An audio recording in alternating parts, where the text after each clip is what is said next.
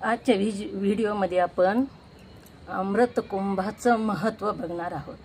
कुंभमेळा का भरतो? तर समुद्र मंथन झालं, देव आणि दानवाने रत्न काढण्यासाठी समुद्र मंथन केलं आणि त्या समुद्र मंथनातून 14 रत्न बाहेर पडलेले आहेत। तर ह्या 14 रत्नाच्या 13 रत्नाच्या शेवटी अमृत कुंभ घेऊन धन्वंतरी बाहेर पडलेला आहे। अमृत कुंभ बाहेर आल्याबरोबर देवांना आणि दैत्यांना दोघांनाही वाटू लागलं की अमृत आम्हाला प्राप्त व्हावं। त्या अमृत कुंभ प्राप्त करण्यासाठी सगळेच धावू लागले आणि तो अमृत कुंभ देवानी घेऊन लपवला।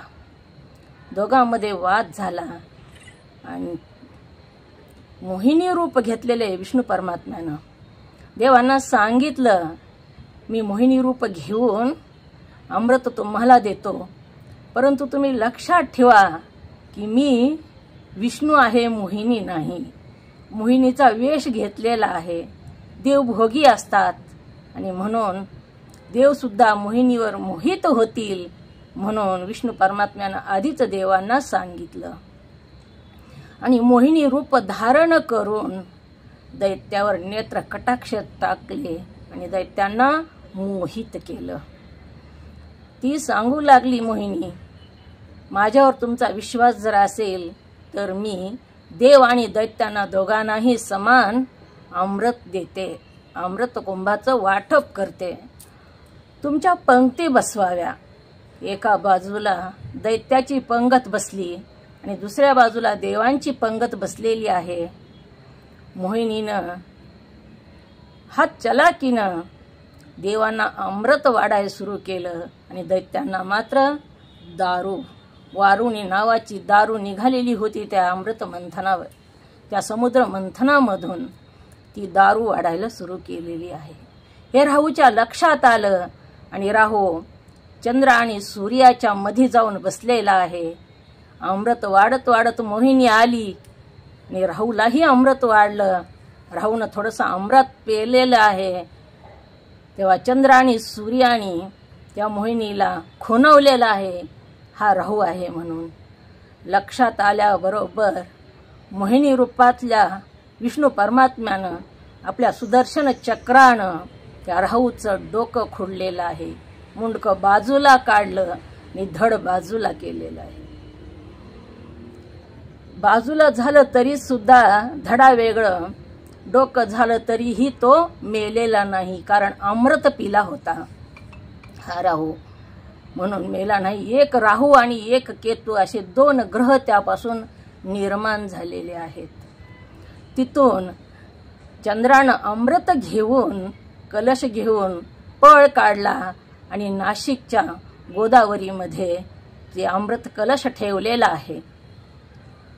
चंद्रानं 12 वर्ष त्या गोदावरीच्या जलामध्ये अमृत कलश ठेवून संरक्षण केलं, परंतु 12 वर्ष झाल्यावर राहूला त्या कलशाचा पत्ता लागला आणि राहू तो अमृत कलश आणण्यासाठी म्हणून नाशिकला गेला आणि चंद्राबरोबर युद्ध केलेलं आहे।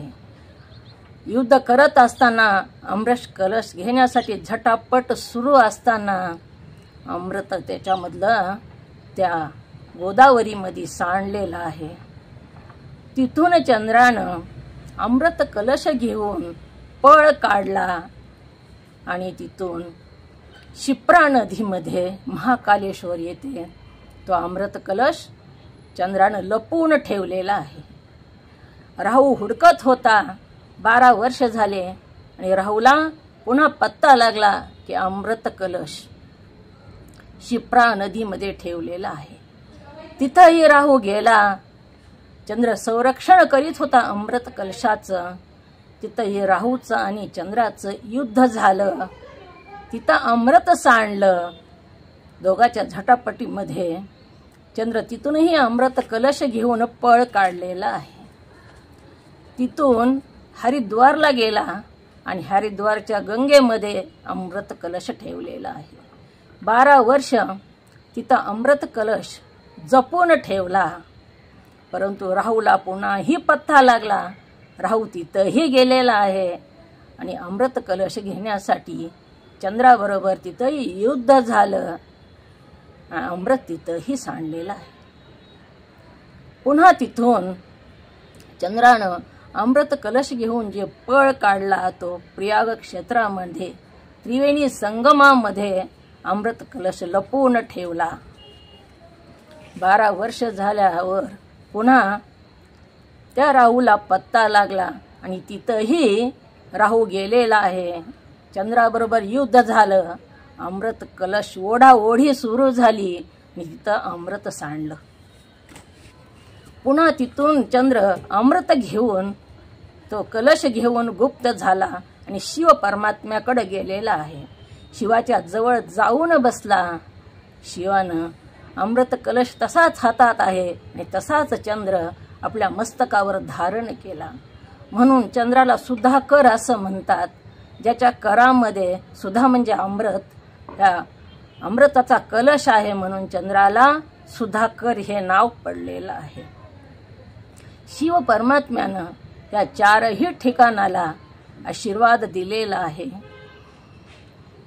12 वर्षानंतर एक वेळेस कुंभमेळा भरेल आणि ह्या जलामध्ये पूर्णत्वानं अमृत असेल. जो या जलामध्ये स्नान करेल त्याला आरोग्याची प्राप्ती होईल. अमृत पिल्याचं पुण्य प्राप्त होईल आणि अनंत पुण्याचं सुद्धा गाठी जोडल्या जातील. अनेक ऋषी मुनी साधू संत जपी तपी सामान्य सगळेच येऊन इथं स्नान करतील आणि पावन होतील. असा 4 ठिकाणी हा कुंभमेळा भरतो. नाशिक गोदावरीमध्ये, महाकालेश्वराला शिप्रेमध्ये, हरिद्वारला गंगेमध्ये आणि प्रयागला संगमावर त्रिवेणी संगमावर हा कुंभमेळा भरेल असं शिव परमात्म्यानं आशीर्वाद दिलेला आहे. आणि आजही कुंभमेळा भरतो आणि सर्व लोक तिथं स्नान करून कृतकृतार्थ होतात. अनेक पटीनं पुण्याची प्राप्ती करून घेतात. मोक्षाचं द्वार हे आहे. म्हणून ह्या अमृत कुंभाचं महत्त्व सांगितलेलं आहे आणि कुंभमेळा ह्याच्यामुळेच महत्त्व प्राप्त झालेलं आहे. अशा प्रकारे हा कुंभमेळ्याचा व्हिडिओ आहे. जर माझा व्हिडिओ तुम्हाला आवडला तर सबस्क्राईब आणि लाईक करा.